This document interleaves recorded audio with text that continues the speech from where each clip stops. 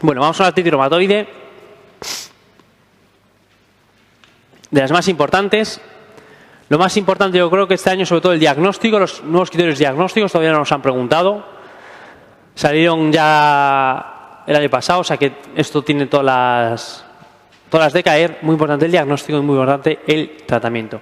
Afectación sobre todo de las metacarpofalángicas, acordaros, es una enfermedad crónica, es aditiva, progresivamente se van añadiendo nuevas articulaciones, nunca jamás afectación de las interfalángicas distales, metacarpofalángicas, muñecas, de manera simétrica, aditiva, va a ser luxante y deformante. Vamos a tener una desviación, como vemos después, en ráfaga cubital. Fijaros qué luxación tremenda de la metacarpofalángica, del pulgar.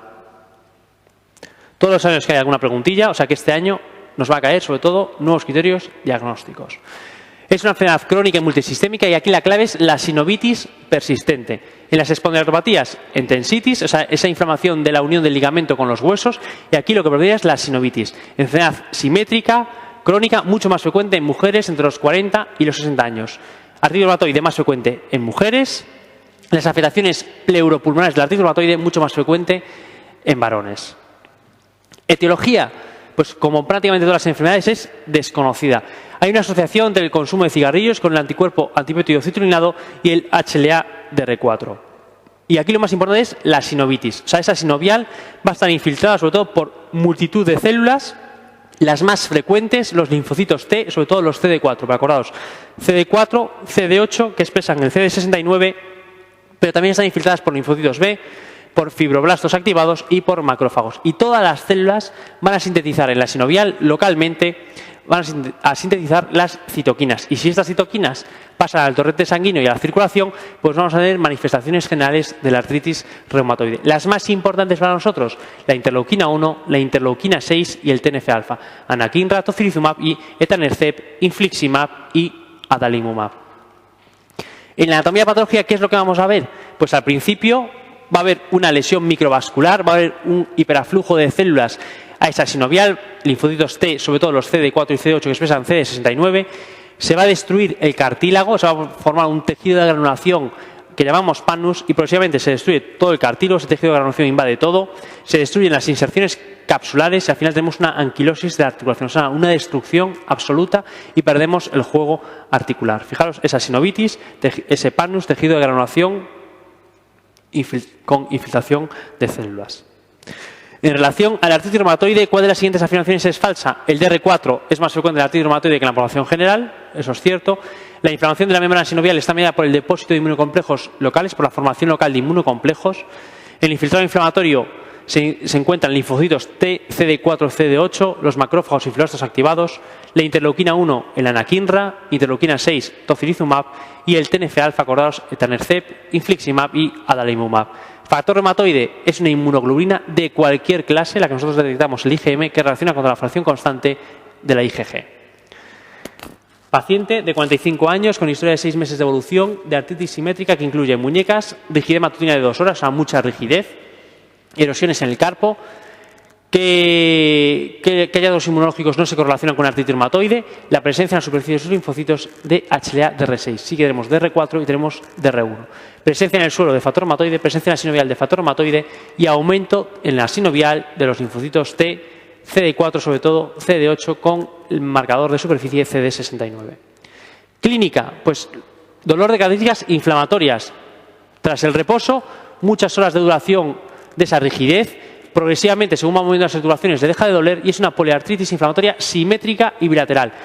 Siempre van a estar afectadas, siempre no. O sea, lo más frecuente y lo que nos van a preguntar es que las metacarpofalángicas, las muñecas, están afectadas prácticamente en todos los casos y progresivamente se van añadiendo nuevas articulaciones, pero no se afectan las interfalángicas distales y no se afecta el esqueleto axial, salvo esa subluxación cervical, acordaros, atolaxoidea de la región cervical. Entonces, nunca afectación de interfalángicas distales, nunca esqueleto axial, salvo la afectación de la región cervical. Por lo tanto, es una enfermedad simétrica, bilateral, aditiva, crónica, es erosiva, la artritis reumatoide, la psoriasis, el Reiter y las infecciones por Borrelia. No es erosiva el lupus, acordaros, es deformante, esas desviaciones en ráfaga cubital muy importantes, es luxante y es anquilosante en los estadios más terminales de la enfermedad. La forma de inicio más frecuente del artritis reumatoide, de muñecas, preferentemente la forma simétrica. ¿Cuál de las siguientes afirmaciones que reflejan las características clínicas del artritis reumatoide es correcta? No se afecta a la columna axial, salvo la región cervical. No se afectan las interfalángicas distales. Es más frecuente en mujeres. La afectación pulmonar más frecuente en varones. Es una poliartritis crónica, además de 6 semanas de duración. ¿Y la artritis reumatoide del adulto se asocia con un aumento de frecuencia de uveitis? No. ¿Manifestación articular más frecuente de la espondilitis anquilopoyética? Uveitis anterior aguda. ¿De la artritis reumatoide?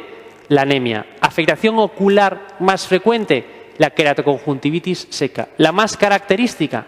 La escleritis. Muy bien, pues ya lo sabéis todo, joder, así da gusto. Clínica. Manifestaciones generales inespecíficas que pueden ser comunes a todas las enfermedades. Entonces, con esto, poca cosa. Nos puede orientar el dolor de características inflamatorias, esa rigidez matutina de más de 1 hora de duración. Pero los síntomas constitucionales, totalmente inespecífico. Muy importante, la desviación en ráfaga cubital de la muñeca. Es muy característico de artritis reumatoide. Y el dedo en cuello de cisne. Hiperextensión de la interfalángica proximal con flexión compensadora de la interfalángica distal. Desviación en ráfaga cubital, quedaros con la imagen, manos típicas de artritis reumatoide. Fijaros qué luxaciones, características metacarpofalángeas, esta desviación en ráfaga cubital, están todas las articulaciones luxadas. O sea, no puede flexionar, todas las articulaciones luxadas. Un paciente de 35 años lleva padeciendo artralgias en las articulaciones metacarpofalángicas, muñecas, tobillos y tobillos durante 4 meses. Posteriormente desarrolla artritis en interfalángicas proximales, metatarsofalángicas, muñecas y tobillos, acompañadas de rigidez matutina de más de 3 horas. Dolor de características inflamatorias, paciente entre los 30 y 60 años, una artritis crónica, simétrica, aditiva. Tenemos que sospechar una artritis reumatoide. Características especiales, nunca está afectado el esqueleto axial, salvo esta subluxación atroaxoidea por una rotura del ligamento transverso del atlas. Es patológico cuando el arco entre el atlas y el axis es mayor de 4 milímetros. El quiste de Baker, acordaros, los pacientes vienen con una prominencia en el hueco popliteo, o sea, en la cara posterior de la rodilla, es indoloro, y de repente esa prominencia desaparece y aparece un dolor súbito en la pantorrilla, o sea, en el área de los gemelos. Eso nos tiene que indicar la rotura del quiste de Baker. Síndrome del túnel carpiano. En el MIR, si veis algo del síndrome del túnel carpiano, tenéis que sospechar que estamos ante un paciente con artritis reumatoide o un paciente con amiloidosis por depósito de beta-2 microglobulina dializado. Entonces, pero va de la mano el túnel del carpo de la artritis reumatoide por esa sinovitis. La artritis mutilante no es exclusiva de la artritis reumatoide, y las artritis sépticas es donde mayor frecuencia se dan las piroartrosis, sobre todo la afectación monoarticular. Quiste de Baker, imagen de resonancia en el hueco popliteo, tenemos un quiste sin doloro. Cuando se rompe, desaparece este bulto en el hueco popliteo y aparece una tumefacción dolorosa en el área del gemelo. ¿Cuál de las siguientes pruebas analíticas es más probable que se encuentre alterada en un paciente con un síndrome del túnel del carpo? El factor reumatoide. Si aquí nos dicen síndrome del túnel del tarso por afectación del nervio tibial posterior, factor reumatoide. Es una sinovitis. Entonces, aquellos nervios que pasen por túneles del organismo, el túnel del tarso, el túnel del carpo, por esa sinovitis, el túnel está más estrechado, va a provocar una compresión nerviosa. Entonces, compresiones nerviosas van a ser típicas de la artritis reumatoide. Lo más frecuente, el síndrome del túnel carpiano. Manifestaciones extraarticulares de la artritis reumatoide, sobre todo en pacientes con muchos años de evolución de artritis reumatoide y pacientes con títulos muy altos de factor reumatoide positivo. Lo más frecuente en la artritis reumatoide, la anemia. En la espondilitis anquilopoyética, la uveitis. Los nódulos reumatoideos son poco frecuentes, 20-30% de los pacientes, mucho más frecuentes en el síndrome de Felty. Y los nódulos reumatoideos implican mal pronóstico. Se cree que es una vasculitis focal más frecuente en el codo y es prácticamente exclusivo de pacientes seropositivos, o sea, con factor reumatoide positivo. A nivel ocular, lo más frecuente, la queratoconjuntivitis seca. Lo más característico, la escleritis. Fijaros que escleritis tremenda es lo más característico. Con respecto a los nódulos reumatoideos en la artritis reumatoide, suelen aparecer en el 20-30% de los pacientes, en el 80% de los pacientes con Felty. En el área del codo suele ser una vasculitis focal, son firmes adheridos a planos profundos y casi siempre aparecen en individuos positivos para factor reumatoide. Implican mal pronóstico. Una mujer de 40 años que padece una artritis reumatoide, tratada con sales de oro, presenta hiperemia, inyección ciliar en el ojo derecho con visión borrosa, miosis y dolor ocular con tensión ocular normal. ¿Qué es lo que tiene? No tiene desprendimiento de retina, nos tendría que hablar de mioide psorias, glaucoma crónico simple, la tensión estaría elevada y nos dice que la tensión ocular es normal. La conjuntivitis aguda no duele y el depósito de sales de oro en la cámara anterior no duele. Dolor ocular y miosis, sospecha una uveitis anterior. La artritis reumatoide mucho más frecuente en mujeres, entre los 40 y los 60. Las afectaciones pulmonares mucho más frecuente en varones. Se puede manifestar de múltiples cosas. Lo más frecuente es que se manifieste como una pleuritis, que suele ser asintomática. Y muy importante es que el derrame pleural de la artritis reumatoide tiene la glucosa bajísima, o sea, menos de 40, pero suelen preguntarlas con cifras de 10-15 miligramos de decilitro. Entonces, si veis derrames pleurales con glucosas de 10-15 miligramos de decilitro, sospechad un derrame pleural por artritis reumatoide. El complemento y el pH van a estar bajos y vamos a tener un aumento del LDH y de ADA. Si tenemos un paciente con nódulos reumatoideos en la periferia de los campos pulmonares y además tiene silicosis, o sea, tiene neumoconiosis, eso es lo que se denomina síndrome de Kaplan. Síndrome de Kaplan, paciente con nódulos reumatoideos y silicosis. El no exudado pleural con cifras de glucosa inferiores a 15 miligramos de decilitro y LDH elevada, la etiología más probable del derrame será la artritis reumatoide. Siguiente pregunta en cadena. El paciente del caso anterior, tratamiento, ninguno, suelen ser asintomáticos. Una mujer de 50 años con artritis reumatoide que refiere tos seca y disnea progresiva. En la radiografía de tórax hay una tenue afectación basal. La gasometría detecta hipoxemia con pH y PCO2 normales. Y la espirometría demuestra una reducción de la capacidad vital y del volumen residual. Tos seca y disnea son características clínicas de los patrones residuos de la fibrosis pulmonar. La hipoxemia y la reducción de la capacidad vital y el volumen residual nos indican un patrón restrictivo. Lo único que hay es la fibrosis pulmonar. La vasculitis reumatoidea como manifestación extraarticular es muy rara. Se da en pacientes muy evolucionados, o sea, con muchísimos años de evolución y con títulos muy elevados. Las afectaciones cardíacas, igual que las pleuropulmonares, suelen ser asintomáticas y la pericarditis con glucosa muy baja, menos de 40, es lo más frecuente. A nivel neurológico, suelen respetar el sistema nervioso central. Acordaos que el lupus puede afectar a cualquier parte del sistema nervioso, tanto central como periférico. La artritis reumatoide suele respetar el sistema nervioso central y tenemos que sospechar, sobre todo cuando veamos un síndrome del túnel del carpo. Y es muy importante la afectación renal en la artritis reumatoide. Esto es importantísimo. Sobre todo por dos cosas, que es lo que nos preguntan. La vasculitis rarísima, nos la suelen preguntar y quieren hacernos caer en la distinción de amiloidosis renal y la toxicidad y el fallo renal por toxicidad farmacológica. Fallo renal en pacientes con artritis reumatoide de corta evolución, o sea, de meses, un año de evolución, tenéis que sospechar que esté tomando o sales de oro o de penicilamina. Pacientes con fallo renal que empiezan con síndrome nefrótico, con artritis reumatoides de larga evolución, o sea, de muchos años de evolución, tenéis que sospechar una amiloidosis renal. Y el caso clínico siempre es el mismo. Siempre nos hacen referencia a años de evolución, a síndrome nefrótico, a proteinuria, y nos pueden orientar también diciendo que tienen aumento del tamaño renal y que tienen una hepatosplenomegalia. O sea, con esto ya el diagnóstico se nos hace más fácil. Pero años de evolución, sospechar una amiloidosis renal, corta evolución, que asocien fármacos, una toxicidad farmacológica. En relación con las manifestaciones extraarticulares de la artritis reumatoide, la pericarditis puede ser asintomática y se asocia con frecuencia a la aparición del derrame pleural. Tratamiento, no hay que hacer nada porque es asintomático. ¿Cómo está la glucosa? Muy baja, menos de 40, suele ser de 10-15 miligramos de decilitro. Una ambulancia colectiva que transporta a rehabilitación a varios pacientes sufre un accidente de tráfico y 5 de ellos refieren dolor en la zona occipito-cervical. ¿A cuál hay que prestar atención preferente? Al paciente con artritis reumatoide por esa posible subluxación atloaxoidea. Tratamiento de la subluxación atloaxoidea silente, collarín, acordaros. Paciente diagnosticado de artritis reumatoide de larga evolución que presenta un síndrome nefrótico. Tenemos que sospechar una amiloidosis. Sedimento urinario y la función renal son normales y en la ecografía vemos riñones aumentados de tamaño. Aunque no nos dijeran esto de la ecografía, de larga evolución tenéis que sospechar ya una amiloidosis.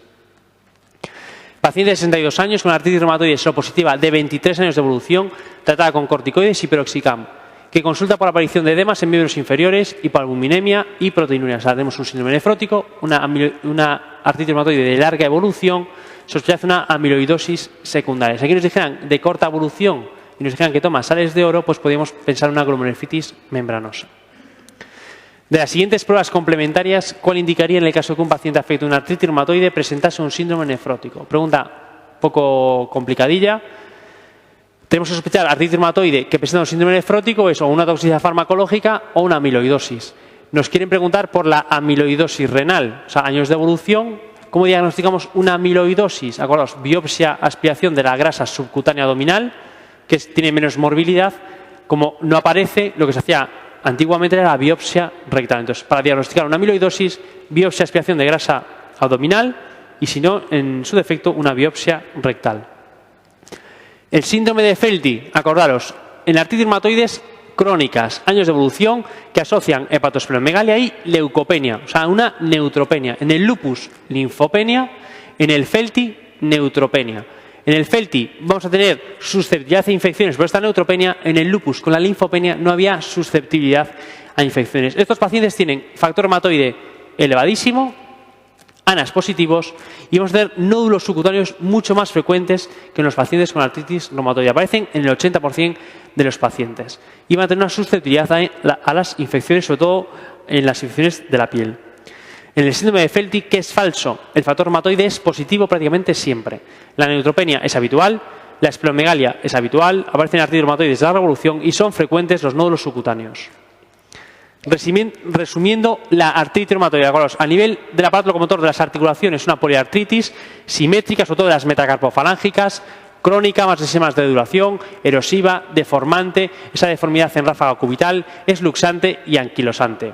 Manifestaciones generales inespecíficas. A nivel cutáneo, los nódulos reumatoideos, mal pronóstico, aparecen en el 20% de los pacientes, es una vasculitis focal mucho más frecuente en el 80% de los pacientes con síndrome de Felty.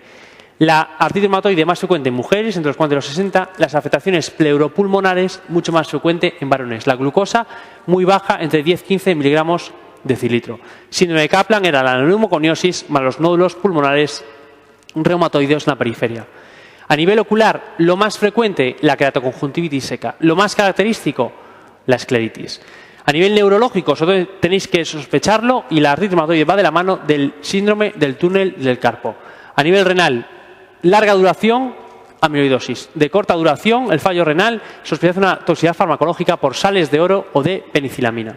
Y el síndrome de Felty, artritis reumatoide crónica, seropositivas, con hepatosplenomegalia y con nódulos reumatoideos en el 80% de los casos. La anemia es muy frecuente, sobre todo la anemia de los trastornos crónicos, y va a ser la manifestación extraarticular más frecuente. Acordaros que los reactantes de fase aguda van a ser útiles, sobre todo, pues, nos pueden servir de respuesta para monitorizar el tratamiento, para monitorizar la respuesta al tratamiento. Y el que utilizamos en la artritis reumatoide es la PCR, en el lupus la VSG y en la artritis reumatoide la PCR. El anticuerpo antipéptido citrulinado va a ser muy importante en el diagnóstico. Es un nuevo criterio de diagnóstico y todavía no lo han preguntado directamente. Y a nivel de radiología, ¿qué es lo que vamos a ver? Pues además de esas erosiones, las metacarpofalángicas, esa desviación en ráfaga cubital, es muy característica de la artritis reumatoide, de la osteoporosis justarticular o en banda. Respecto a la artritis reumatoide, del 2008, y ya dejan caer en una de las opciones el anticuerpo antipéptido citrulinado, que tiene valor en el diagnóstico. La mayoría de las veces la enfermedad intersticial es asintomática, la desviación es una desviación en ráfaga cubital, los FAMES se asocian con beneficios terapéuticos importantes y la rigidez matutina de larga duración es el síntoma de comienzo más frecuente en la artritis reumatoide. Osteoporosis subarticular o en banda es muy característico de la artritis reumatoide. Vamos a tener sobre todo erosiones de las metacarpofalángicas, nunca interfalángicas distales en la artritis reumatoide y sí en la psoriasis. Fijaros también la luxación que podemos ver de la metacarpofalángica del pulgar en esta radiografía. Osteoporosis yuxtaarticular en banda, característica de la artritis reumatoide. Con respecto a la radiología de ciertas enfermedades reumáticas, el lupus no presenta erosiones, o sea, sí la artritis reumatoide, la psoriasis, el Reiter y las infecciones por Borrelia. Diagnóstico, esto ha cambiado. O sea, os pongo los clásicos, pero los que nos van a preguntar son los de la última edición del Harrison. El problema de estos criterios clásicos de la rigidez matinal de más de una hora, la artritis de 3 o más, artritis de manos, artritis simétrica, los nódulos reumatoideos que eran muy poco frecuentes, el factor reumatoide sérico y los cambios radiográficos típicos, las erosiones, es que se demoraba mucho el tratamiento. Y Harrison, en la última edición, nos dice que es muy importante hacer un diagnóstico precoz para de manera precoz hacer un tratamiento muy agresivo desde el inicio con metotrexato y antiinflamatorios. Por lo tanto, se han cambiado los criterios diagnósticos, todavía no nos han preguntado, y esto es lo que lo que nos pueden preguntar, y sobre todo los han cambiado para hacer un diagnóstico precoz, porque esto es una enfermedad crónica, es una enfermedad agresiva, para realizar un tratamiento enérgico desde el principio y lo más tempranamente posible. Nuevos criterios diagnósticos, es un test que hay que dirigirlo a pacientes con al menos una articulación con clínica de sinovitis y pacientes en los que la sinovitis no puede ser explicada por ninguna otra mejor causa. Entonces, vamos a analizar 4 parámetros: la afectación articular, la serología, o sea, si tenemos el reactantes de fase aguda, el factor reumatoide y el anticuerpo antipéptido citrulinado positivos o no, si tenemos reactantes de fase aguda elevados o no, y la duración de los síntomas. No nos van a preguntar cuántos puntos corresponde el tener de 4 a 10 pequeñas articulaciones afectadas. Eso no lo van a preguntar porque no son tan malos. Entonces, es verdad, hombre, no son tan malos. Entonces, lo que sí que nos van a preguntar es que hay nuevos criterios y que el anticuerpo antipéptido citrulinado es un nuevo criterio. Entonces, articulaciones afectadas, grandes y pequeñas, la serología, factor reumatoide, criterio diagnóstico, y anticuerpo antipéptido citrulinado, criterio diagnóstico, reactantes de fase aguda, la PCR y la VSG son criterios diagnósticos, y la duración de los síntomas menos de 6 semanas y mayor o igual a 6 semanas. ¿Cuándo diagnosticamos a un paciente de artritis reumatoide? Cuando conseguimos 6 o más puntos en la nueva tabla. Población a la que hay que realizar el test diagnóstico: pacientes con al menos una articulación con signos clínicos de sinovitis o pacientes en los que la sinovitis no se explica por otras causas. Diagnóstico, puntuación de 6 o más. Una articulación grande, o sea, las articulaciones afectadas, la serología, el factor reumatoide y el anticuerpo antipéptido citrulinado, los reactantes de fase aguda y la duración de los síntomas. 6 o más puntos, diagnóstico de artritis reumatoide. Criterios de artritis reumatoide son los antiguos. El HLA-R4 no es criterio diagnóstico. Evolución y pronóstico de estos pacientes, pues muy variable. Hay pacientes que tienen brotes de enfermedad y están de manera subclínica sintomáticos, tienen algún brote y persisten, y hay pacientes que es tremendamente invalidante y les lleva a la muerte. Son factores de mal pronóstico, lo típico. O sea, factor reumatoide positivo, anticuerpo antipéptido citrulinado positivo, reactantes de fase aguda elevados, ser mujer, tener nódulos subcutáneos, tener las erosiones y una actividad sostenida durante más de un año. Lo atípico, factores de buen pronóstico, o sea, no tener factor reumatoide, no tener el anticuerpo antipéptido citrulinado, ser varón joven, prodromos escasos y que empiece de forma rara. En vez de bilateral simétrica de las metacarpofalángicas, pues que empiece de forma unilateral o asimétrica de forma aguda. Frase literal del Farreras: acordaos, las enfermedades cardiovasculares contribuyen al aumento de la mortalidad en los pacientes con artritis reumatoide. Los pacientes con artritis reumatoide tienen una esperanza de vida cortada entre 5 y 7 años por la presencia prematura de enfermedad cardiovascular. Tratamiento, importantísimo. O sea, diagnóstico, los nuevos criterios diagnósticos y el tratamiento. O sea, el tratamiento, como hemos diagnosticado muy pronto al paciente, el tratamiento debe ser de manera enérgica, desde inicio, metotrexato y AINES. Medidas generales para alternar el reposo y el ejercicio en las fases de poca actividad para evitar la anquilosis de esas articulaciones. Y el tratamiento quirúrgico se utiliza la sinovectomía abierta o artroscópica, sobre todo en pacientes jóvenes, y cuando la articulación está totalmente destrozada, una artroplastia, una sustitución articular total. Acordaros, nunca jamás podemos poner prótesis en la articulación de Charcot, ¿vale? Artroplastias en la artritis reumatoide, pero en el Charcot nunca jamás pongáis prótesis, hay que hacer artrodesis. Los farales clásicos, sales de oro, la de penicillamina con las alteraciones en el fallo renal, el metotrexato, que es el tratamiento estrella de la artritis reumatoide, la de flunomida, que es similar al metotrexato. Cuando podemos dar el metotrexato, pues damos la flunomida. Podemos dar otros inmunosupresores y los fármacos biológicos se suelen utilizar, pero las indicaciones varían y el tratamiento suele ser muy individualizado.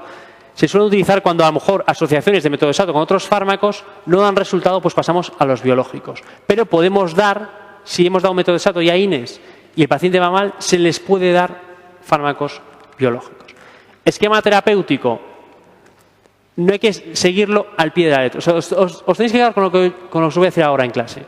Esquema terapéutico, de inicio, AINES, o sea, antiinflamatorios para disminuir el dolor, o corticoides, más metotrexato. O sea, ya de inicio, metotrexato con antiinflamatorios. ¿Por qué? Porque el metotrexato tiene una latencia terapéutica. Hay que disminuir la inflamación. Si con eso no se controlan los síntomas, se puede ir a asociar otros farales o inmunosupresores o darle fármacos biológicos. Lo normal es asociar otros fármacos, farales, inmunosupresores, y si no se soluciona, saltamos a biológicos. Pero podemos pasar de AINES más metotrexato a biológicos. El tocilizumab, anticuerpo monoclonal contra el receptor de la interleuquina 6, importante. Anakinra, interleuquina 1, etanercept, infliximab y adalimumab son los anti-TNF-alfa. El rituximab se puede utilizar también, es un anticuerpo anti-CD20, y el abatacept, que bloquea el CD28, CD80. La cirugía, pues la vamos a utilizar cuando las articulaciones están muy lesionadas. La sinovectomía en los jóvenes y la artroplastia en los ancianos.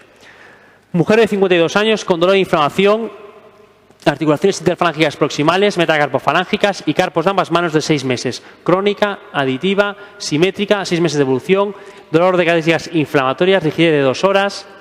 Ha estado a tratamiento con indometacina y el cuadro articular había mejorado, pero posteriormente ha vuelto a empeorar. Tratamiento, o sea, esto es una pregunta antigua. Tratamiento, metotrexato y AINES. Del 2002, 6 meses de evolución, mujer entre los 40 y los 60, afectación de las metacarpofalángicas proximales de ambas manos en muñecas, interfalángicas proximales, VSG elevada, factor reumatoide positivo, dato de mal pronóstico, erosiones. ¿Qué hay que hacer? Metotrexato y AINES. Iniciar terapia con antiinflamatorios no esteroideos e indicar inicio de metotrexato por vía oral en dosis única semanal. Enfermo de 65 años con artritis reumatoide que no mejora con el tratamiento médico. ¿Qué le hacemos a esa articulación? Prótesis total de rodilla. En pacientes jóvenes se puede hacer una sinovectomía mediante cirugía artroscópica.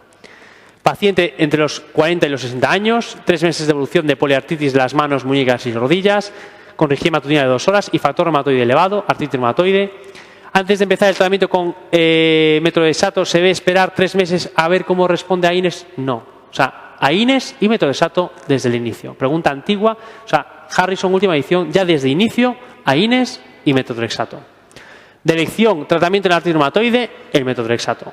Anticuerpo monoclonal en la artritis reumatoide, los anti-TNF-alfa, acordaros.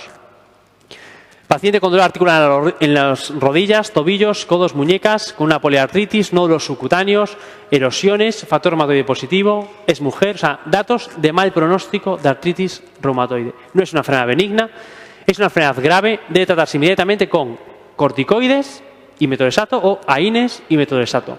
En caso de no obtenerse la remisión de la enfermedad, se debe realizar un tratamiento combinado o iniciar la administración de agentes inhibidores del TNF-alfa.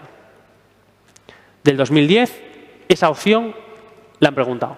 Paciente con poliartritis crónica asimétrica, artritis reumatoide, el tratamiento estándar de esta paciente debe incluir fármacos modificadores de la enfermedad, de preferencia el metotrexato.